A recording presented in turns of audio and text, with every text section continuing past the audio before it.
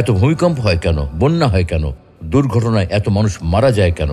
স্রষ্টা যদি থেকেই থাকেন, তবে তিনি কেন মানুষকে এত দুঃখ, কষ্ট ও বিপদ দেন? স্রষ্টা যদি থাকতেন, তবে তার সৃষ্টিকে সাহায্য করতেন, এভাবে তাকে বিপদের মধ্যে রাখতেন না। আমরাও অনেক সময় বলি, আল্লাহ কেন আমাকে এত কষ্টের জীবন দিলেন, যেখানে অন্যরা কত শান্তিতে আছে? আমার কপালে এরকম শয়তান স্বামী পড়লো কেন? আমার কপালে এরকম জল্লাদ বউ পড়লো কেন? আমি তো 5 ওয়াক্ত নামাজ পড়ি, রোজা রাখি, কোনোদিন ঘুষ খাইনি, কিন্তু তারপরেও আমার ক্যান্সার হলো কেন? সত্যি যদি আল্লাহ নামে কোনো সত্তা থেকেই থাকেন, তাহলে পৃথিবীতে এত দুঃখ কষ্ট কেন?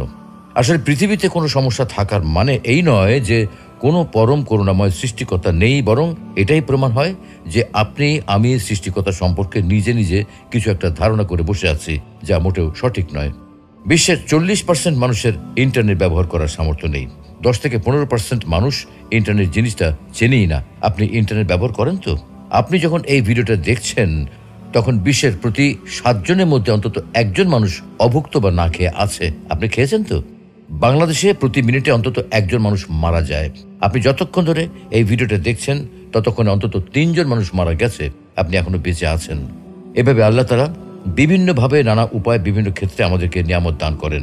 ইরশাদ হচ্ছে, وَلَقَدْ صَرَّفْنَاهُ بَيْنَهُمْ لِيَذَّكَّرُوا فَأَبَى أَكْثَرُ النَّاسِ إِلَّا كُفُورًا। আমি তাদের মধ্যে বিভিন্নভাবে নিয়ামত বিতরণ করি যেন তারা স্মরণ করে, কিন্তু অধিকাংশ লোক অকৃতজ্ঞতা প্রকাশ করা ছাড়া কিছুই করে না। আমরা যদি আল্লাহর নিয়ামত গুনতে থাকি, তাহলে কখনো তা গুনে শেষ করতে পারবো না। কিন্তু অধিকাংশ সময় আমরা এত বিপুল নিয়ামত পাওয়ার পরেও শুকরিয়া আদায় না করে উল্টো অকৃতজ্ঞতা প্রকাশ করি। বরং মহান আল্লাহ রাব্বুল আলামিন মানুষকে সবচেয়ে বেশি ভালোবেসে তার নিয়ামতের ভান্ডার মানুষের জন্য উন্মুক্ত করে দিয়েছেন।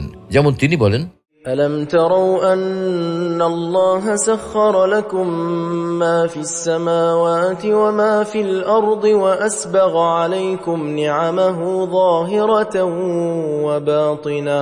তোমরা কি দেখো না, আল্লাহ নভমণ্ডল ও ভূমণ্ডলে যা কিছু আছে সবই তোমাদের কাজে নিয়োজিত করে দিয়েছেন এবং তোমাদের প্রতি তার প্রকাশ্য ও অপ্রকাশ্য নিয়ামত সমূহ পরিপূর্ণ করে দিয়েছেন।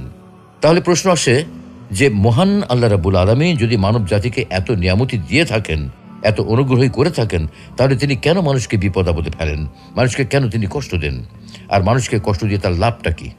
তাই আল্লাহ তাআলা নিজেই এই প্রশ্নের উত্তর দিয়েছেন। মানুষকে তিনি কেন কষ্ট দেন? এত অসীম রহমতের অধিকারী হওয়া সত্ত্বেও কেন তিনি মানুষকে বিপদ আপদ দেন? তার উত্তরে পবিত্র কোরআনুল কারীমে স্বয়ং আল্লাহ রাব্বুল আলামিন নিজেই বলেছেন,